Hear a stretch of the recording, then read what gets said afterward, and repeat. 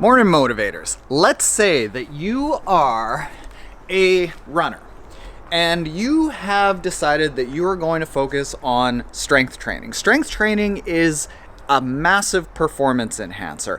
By replacing some of your running with strength training, you can actually really improve your performance without actually training anymore. Now, I am a big believer in kettlebells because for about $300 worth of kettlebells, you can stay busy for 2 years. You don't need this huge setup at home.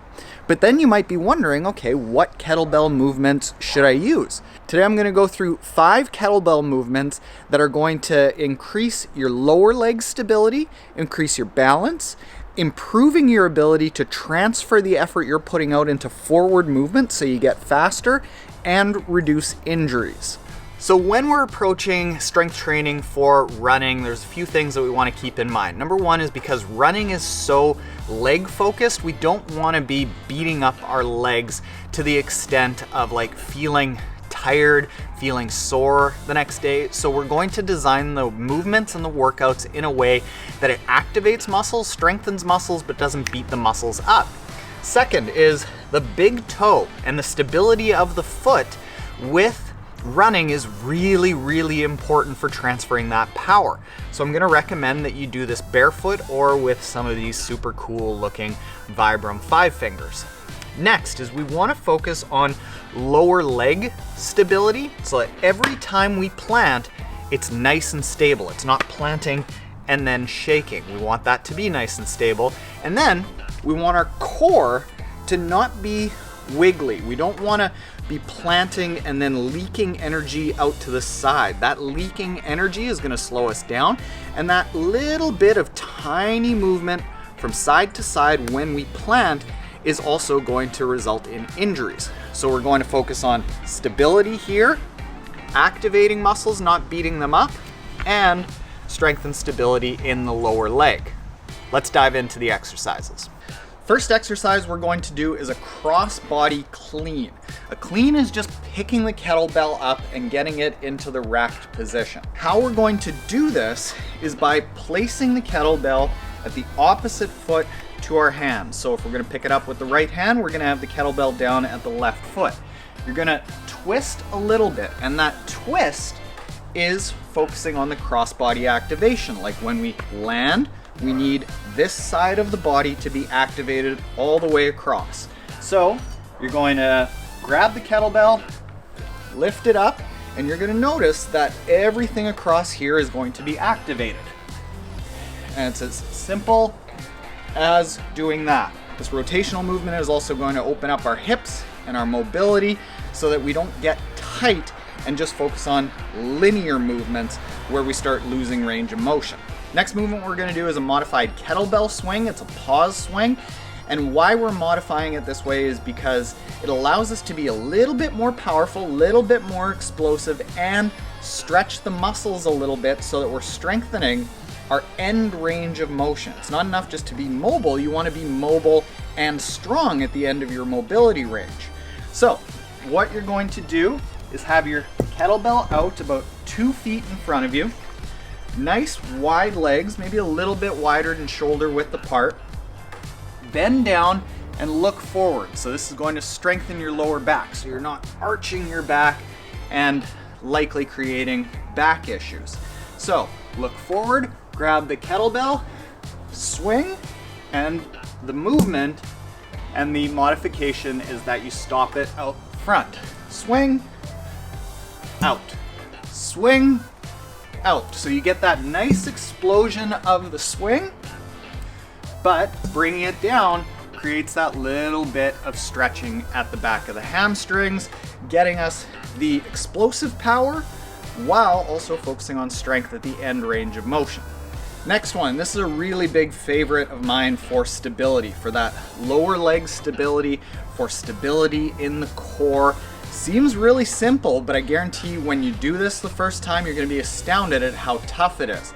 This is a favorite of mine and NTK in behind the camera. These are just around the leg. So it's as simple as bending over a little bit, giving yourself a little bit of a stretch in that glute. So that's going to, again, increase our mobility, but you're going to really plant yourself. Put a lot of weight into that front planted leg, and then just go around the body. Again, chest up, flat back, and go around the leg. So you're getting a big stretch in that hamstring while having to activate the big toe, activating all the stabilizer muscles. Go back the other way and do that on both legs. I find that this is huge for reducing back problems and increasing stability. This next movement is where we get into a little bit of the fun stuff, sort of the heavy stuff, the stuff that looks really impressive. This is a heavy double kettlebell clean. Probably going to want to make sure that you're really comfortable with kettlebells while doing this. And to do that, you can start with just one single kettlebell, making sure that this clean motion isn't whacking the back of your forearm. But once you get that and you learn to move the kettlebell really well, this heavy kettlebell clean gets us that nice explosive movement without being so super heavy, because we can't just load it up with tons of weight and be flopping around. You're getting that explosive movement that is going to be powerful. You're going to hit the ground and you're going to be able to rebound off really powerfully with every single foot strike. So to do this, kettlebells in the middle, flat back. You're always going to want to grab this with a flat back, and the way you can work on that is by looking ahead. Grab the kettlebells, they hang just a little bit, and up. Fortunately, that wasn't my fingers. So you've got to be pretty good at this. And up. Where the power is coming from, your legs and hips. It's not really a lunge and a lurch with the back. It's the snap from the legs and hips. So that, it's not lifting that way. And the flat lower back really encourages putting the weight into the glutes and the hips. The last movement we're going to do is a single leg deadlift. Deadlifts are really good for lower leg strength. We're gonna do this on an unstable platform to really get that lower leg getting fired up, like really activated, making that big toe work. So you're gonna plant a leg, and if you've got a foam pad, if you've got a towel, if you have a rolled up yoga mat like we've got here, all of these things will work. Plant one foot, grab the kettlebell with the other hand. You're gonna look forward, and it's gonna help to look at a very singular point, one definite point. Extend the back leg, have a straight back, and you'll notice that my knee moved in a little bit there. That's the work. We don't want to be moving in or out a lot. So you've got to fire up that foot to keep it nice and stable. Teaching your body how to fire all those tiny little stabilizing muscles while building stability in the core. Commonly, running strength training is recommended to be in the low rep range, like the 2 to 6 sort of range. With kettlebells, because you're moving things around really kind of dynamically, if you're going super heavy, that's likely going to create an injury. We don't want to go super heavy with running because we don't want to beat up our nervous system. We don't want to beat up our body. What I like to do is have a weight that is challenging but very comfortable. And I like to do workouts that are like 20 seconds on, 10 seconds rest, 40 seconds on, 20 seconds rest. This is going to actually keep your heart rate nice and high. And studies have actually shown that when you design a kettlebell workout that way, you get an improvement in VO2 max, which again helps our running.